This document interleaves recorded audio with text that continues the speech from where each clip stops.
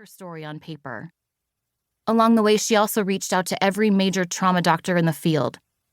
Without fail, she was able to not only connect with them, but learn from them, and then transmute that knowledge into the experiences she shares here. Today, you are listening to a survivor's story. This book is so much more than the sum of its parts. It is a gift. It is Kimberly's offerings to listeners suffering in silence. It is a companion for anyone who has endured trauma at any level. And it is a beautiful tribute to the strength and power of the human spirit. Whoever you are, whatever life has put in your path, I hope that listening to Kimberly's story serves as a conduit to healing.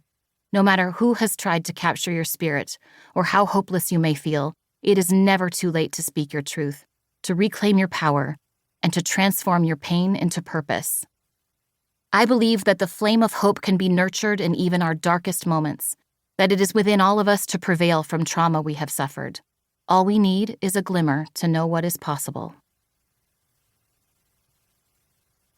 Prologue. New York, 2007, 30 years old. Splinter by splinter, the medic tweezes candy glass from my face. I don't mind the stinging. I don't flinch. My heart is beating slowly now. My body is contained in the tight skin of my motion capture suit. All around me in the cavernous warehouse where we're filming I Am Legend, people are freaking out. The stunt coordinator is huddled with the rigging crew in charge of my descender. The first AD crouches at my feet. "Oh my God, are you sure you're okay?" 10 minutes ago, I did a high fall through a glass window. We'd done everything right, just like in rehearsals, which went perfectly. But this time, my wire didn't stop me 5 feet above the ground like it was supposed to. I flew past my end mark, landing face first in a pile of broken shards. The stunt coordinator is insisting that I go to the ER, but I shake my head and repeat calmly so they will take me seriously. "No, I am not going to the hospital. I want to do it again." Then I return to studying my shredded up palms.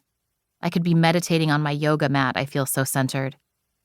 I close my eyes and imagine I'm an ancient stone statue damaged by the elements but still whole. When the medic is finished pressing dozens of tiny band-aids over the cuts, I find the makeup artist.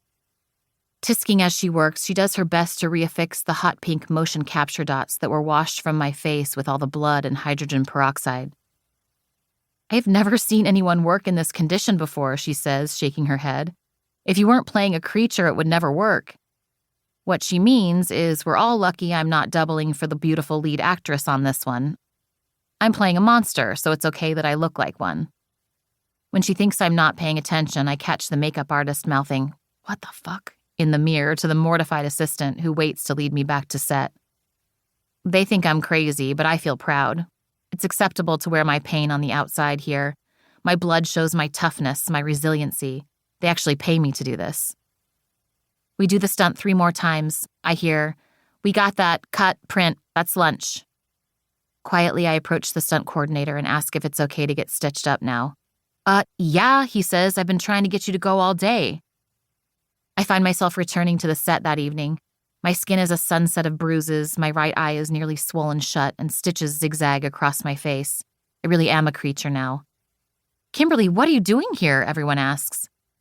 "Just making sure you don't need me," I say, enjoying the alarm in their voices. It hits me with thudding obviousness that I'm lying. I'm fully aware that my work is done for the day. I've come back to set because the connective tissue between my present and my past is poking through again.